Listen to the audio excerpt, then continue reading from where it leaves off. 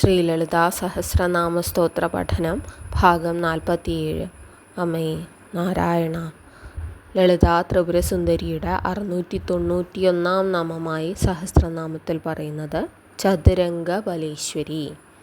ചതുരംഗം 4 ശക്തികൾ ചേർന്ന ബലമുള്ള ശ്രീ ലളിതാ ത്രിപുരസുന്ദരി. ഇപ്പോൾ ചതുരംഗത്തിലാണെങ്കിൽ അവിടെ കുതിരപ്പടയുണ്ട്, ആനപ്പടയുണ്ട്, തേര്, കാലാൾപ്പട ഇവയാലാണ് രാജാവ് സംരക്ഷിക്കപ്പെടുന്നത്. ദേവിയുടെ ശക്തി സൈന്യത്തിൽ ഇവ 4 ഉണ്ടായിരുന്നു എന്നർത്ഥത്തിൽ നമുക്ക് ഈ നാമത്തെ വർണ്ണിക്കാം.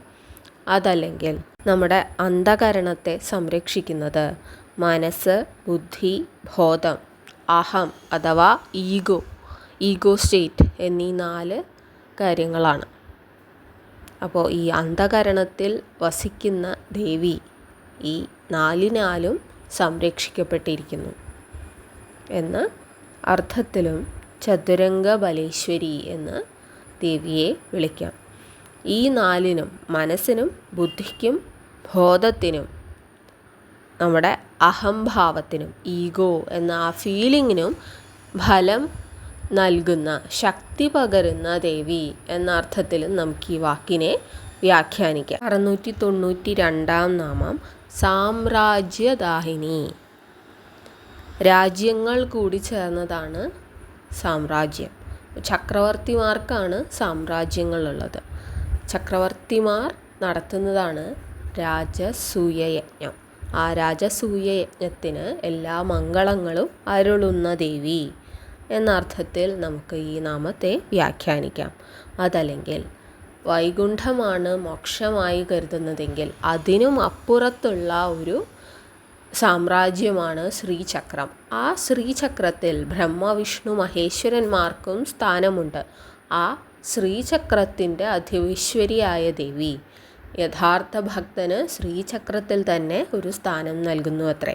ആ ശ്രീചക്രത്തെ സാമ്രാജ്യമായി കണ്ടാൽ ആ സാമ്രാജ്യം ഭക്തന് നൽകുന്നവൾ എന്ന അർത്ഥത്തിൽ ദേവിയെ സാമ്രാജ്യദായിനി എന്ന് വിളിക്കാം. ഇനി ദേവീ പ്രസാദമുള്ളവർക്ക് എല്ലാവിധ ഐശ്വര്യങ്ങളും നൽകുന്നവൾ എന്ന ഒരു സാമാന്യ അർത്ഥവും ഈ നാമത്തിന് നൽകാം. നാമം 693 സത്യസന്ധ. ചണ്ഡോക്യോപനിഷത്തിൽ സത്യകാമ, സത്യകൽപ്പ എന്നീ 2 സങ്കല്പങ്ങൾ കാണാം. സത്യകാമ എന്നാൽ സത്യത്തെ ആഗ്രഹിക്കുന്ന, സത്യത്താൽ മോഹിപ്പിക്കപ്പെടുന്ന ഒരുവൻ എന്നർത്ഥം. സത്യകൽപ്പ എന്നാൽ സത്യമാണ് ആ ഒരുവനെ നയിക്കുന്നത്, സത്യത്താൽ നയിക്കപ്പെടുന്നവൻ എന്ന അർത്ഥത്തിലാണ് സത്യകൽപ്പ എന്ന വാക്ക് ഉപയോഗിക്കുന്നത്. ഈശ്വരന്മാരെല്ലാം തന്നെ സത്യകാമന്മാരും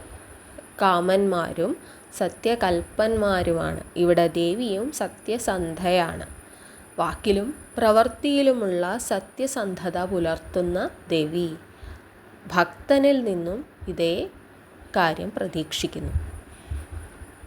വിഷ്ണു സഹസ്രനാമത്തിലും ഈ സത്യസന്ധ എന്ന വാക്ക് നമുക്ക് കാണാം.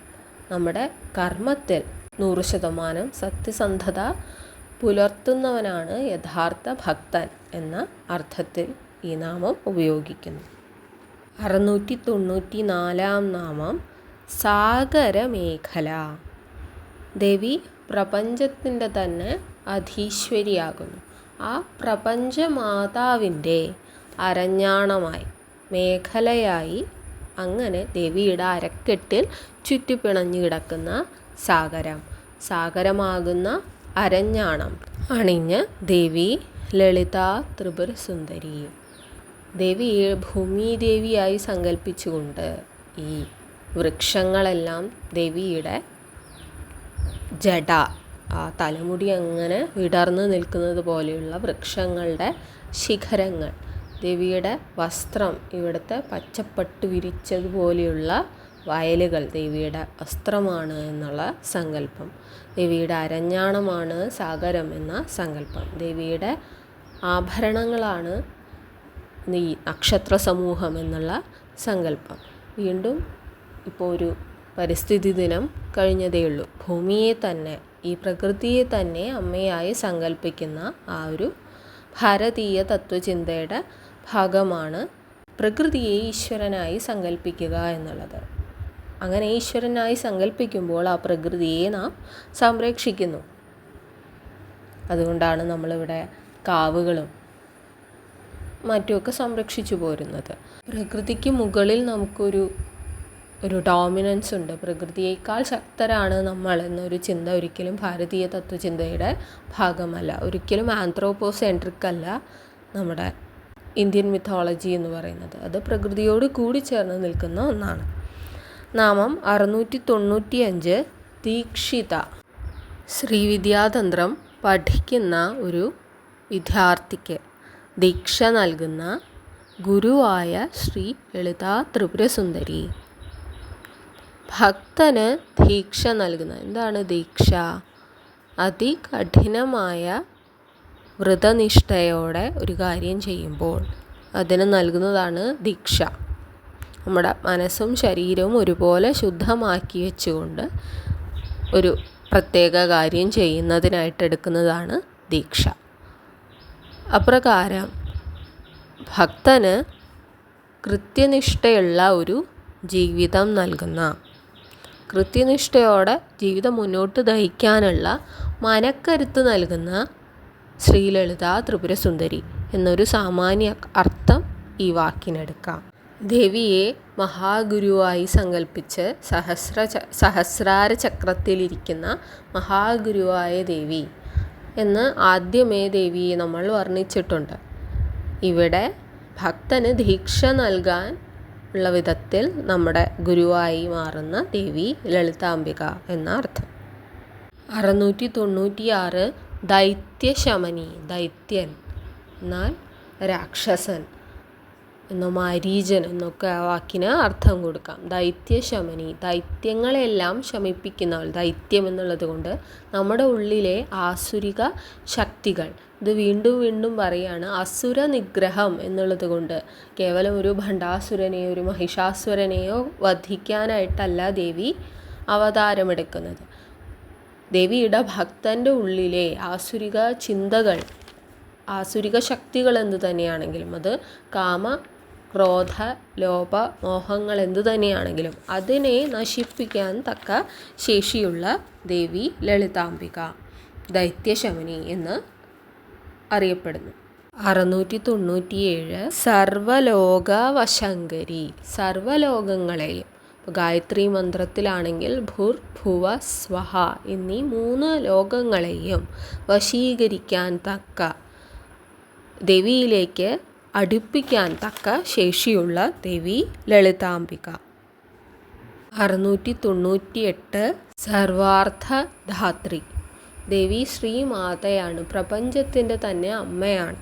നമ്മൾ ആഗ്രഹിക്കുന്നതെന്തും നമുക്ക് നൽകുന്ന അമ്മയുടെ അഭാവത്തിലിരിക്കുന്ന ദേവി സർവാർത്ഥധാത്രിയാണ്. 4 പുരുഷാർത്ഥങ്ങൾ ഏതൊക്കെയാണ് എന്ന് നമ്മൾ മുന്നേ ചർച്ച ചെയ്തിട്ടുണ്ട്. ധർമ്മം, അർത്ഥം, കാമം, മോക്ഷം. ഇവിടെ അർത്ഥവും കാമവും ജീവിതത്തിൻ്റെ ഏറ്റവും ചെറിയ ആഗ്രഹങ്ങളായി നിൽക്കണം. ജീവിതത്തിൻ്റെ ആത്യന്തികമായ ലക്ഷ്യം അർത്ഥം നേടലും നമ്മുടെ ആഗ്രഹം സഫലീകരിക്കലും ധനധാന്യ സമ്പത്ത് നേടലുമാകുമ്പോഴാണ് നമ്മൾ ഈ കർമ്മബന്ധങ്ങളിൽ പെട്ടിങ്ങനെ ഉഴലുന്നത്. ഈ മായയിൽ നിന്നൊരു മോക്ഷം നമുക്കപ്പോൾ ലഭിക്കുന്നില്ല. മറിച്ച് ധർമ്മവും മോക്ഷവും നമ്മുടെ പ്രൈം മോട്ടീവ്സ് ആവുമ്പോഴാണ് ജീവിതം കുറച്ചുകൂടെ ഈസിയർ ആവുന്നത്. അപ്പോൾ നമുക്ക് കുറച്ചുകൂടെ ലെറ്റ് ഗോ ചെയ്യാനായിട്ടും. നാമം 699. സാവിത്രി. ഇപ്പോൾ ഗായത്രി മന്ത്രത്തിലാണെങ്കിൽ സവിധാവായി, ക്രിയേറ്റർ, സൃഷ്ടാവും ഈ സൃഷ്ടികളെല്ലാം ഇവിടെ നിലനിർത്തുന്ന ഊർജവുമായി കരുതുന്നത് സൂര്യനെയാണ്. സവിധാവായി ഗായത്രി മന്ത്രത്തിൽ പറയുന്നത്. സവിധാവ് എന്നുള്ളത് കൊണ്ട് ക്രിയേറ്റർ, സൃഷ്ടാവ്, ഈശ്വരൻ, പരബ്രഹ്മമൂർത്തി എന്ന അർത്ഥത്തിൽ ആ വാക്ക് ഉപയോഗിക്കാറുണ്ട്. സവിധാവിൻ്റെ സ്ത്രീലിംഗമായ സാവിത്രിയായ, ആദി പരാശക്തിയായ ദേവി എന്ന അർത്ഥത്തിൽ സാവിത്രി എന്ന വാക്ക് ഉപയോഗിക്കാറുണ്ട്. അതല്ലെങ്കിൽ സവിതാവ് ബ്രഹ്മാവ്, സൃഷ്ടി നടത്തുന്ന ബ്രഹ്മാവ് എന്നൊരു സങ്കല്പത്തിലെടുക്കുകയാണെങ്കിൽ ബ്രഹ്മാവിൻ്റെ പത്നിയായ സാവിത്രി സരസ്വതിയുടെ ഒരു ഭാവം തന്നെയാണ് എന്ന് പറയുന്നു. ആ സാവിത്രി സൂര്യമണ്ഡലത്തിൻ്റെ അധിപതിയാണ്, വേദമാതാവാണ് എന്നൊരു സങ്കല്പമുണ്ട്. അപ്പോൾ അപ്രകാരമുള്ള സൃഷ്ടിയുടെ അധീശ്വരിയായ ദേവി ലളിതാംബിക അർത്ഥത്തിലാണ് ദേവിയെ സാവിത്രി എന്ന് വിളിക്കുന്നത്. 700-ാം നാമം സച്ചിദാനന്ദ രൂപിണി. ബ്രഹ്മത്തിൻ്റെ 3 ഭാവങ്ങളാണ്: സത്, ചിത്, ആനന്ദം. സത് എന്നാൽ സത്യം, സത്യരൂപമായ ബ്രഹ്മം. പ്രപഞ്ചത്തിലെ ഏക യാഥാർത്ഥ്യമാണ് ബ്രഹ്മം എന്ന സങ്കല്പം. ചിത്, ബോധസ്വരൂപിണിയായ ദേവി ലളിതാംബിക. ബോധസ്വരൂപത്തിലിരിക്കുന്ന ആ ബ്രഹ്മമായ ദേവി ലളിതാംബിക.